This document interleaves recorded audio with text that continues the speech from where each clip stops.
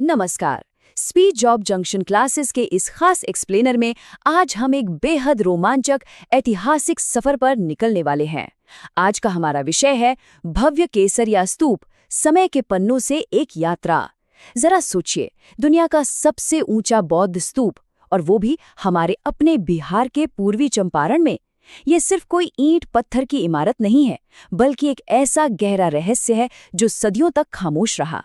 तो चलिए बिना किसी देरी के इस अद्भुत स्थापत्य कला और इसके पीछे की इस पूरी दिलचस्प कहानी को करीब से समझते हैं।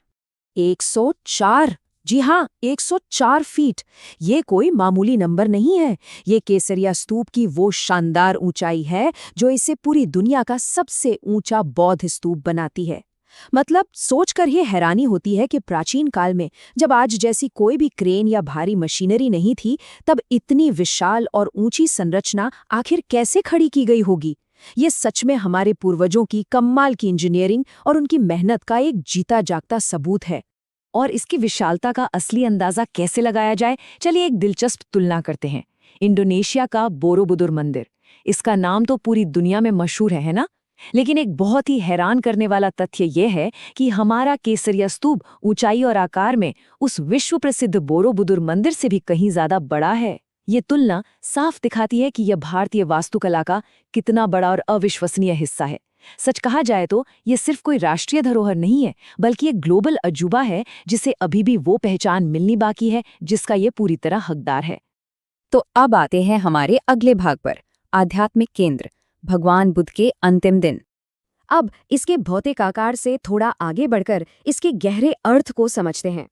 इतिहास बताता है कि पूर्वी चंपारण का ये केसरिया सिर्फ पत्थरों का ढांचा भर नहीं है।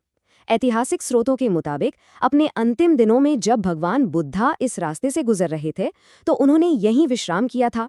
यहीं उन्होंने भिक्षुओं को एक बहुत ही खास और अंतिम उपदेश दिया था। और इस महाकाय स्तूप के बनने की मुख्य वजह एक बेहद पवित्र वस्तु से जुड़ी है, और वो है भिक्षा पात्र।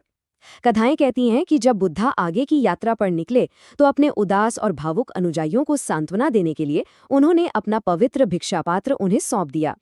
ये वाकई एक बेहद भावुक क्षण रहा होगा, और बस उसी पवित्र भिक्षा पात्र की याद को हमेशा के लिए संजोने के लिए इस विशाल केसरिया स्तूप का निर्माण कर दिया गया। समय के साथ इस जगह की कहानी किसी रोमांचक फिल्म से कम नहीं रही है। आइए इस टाइमलाइन पर नजर डालते हैं।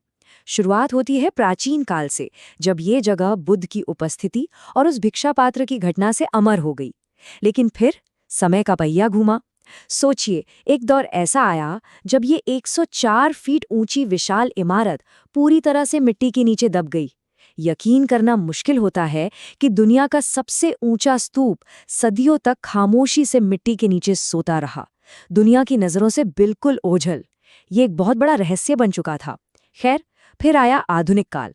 जब यहाँ खुदाई शुरू हुई, तो ये पूरा का पूरा ऐतिहासिक रहस्य दुनिया के सामने बाहर आ गया।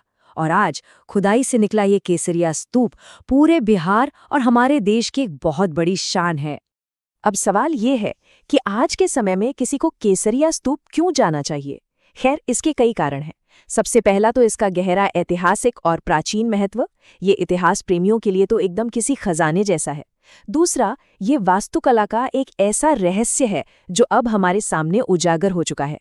इसके अलावा इसके आसपास का प्राकृतिक परिवेश भी बहुत ही सुंदर और सुकून देने वाला है। सच में ये इतिहास और प्रकृति का एकदम परफेक्ट संगम है, जो इसे एक प्रमुख आध्यात्मिक पर्यटन स्थल बनाता है।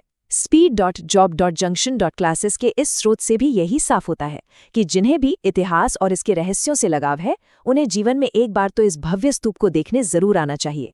केसरिया स्तूप की इस असाधारण और रहस्यमय यात्रा के अंत में एक सवाल जो मन में गूंजता है, वो ये है, इतिहास के पन्नों और भारत की मिट्टी में ऐसे कितने और रहस्य दबे हो सकते हैं?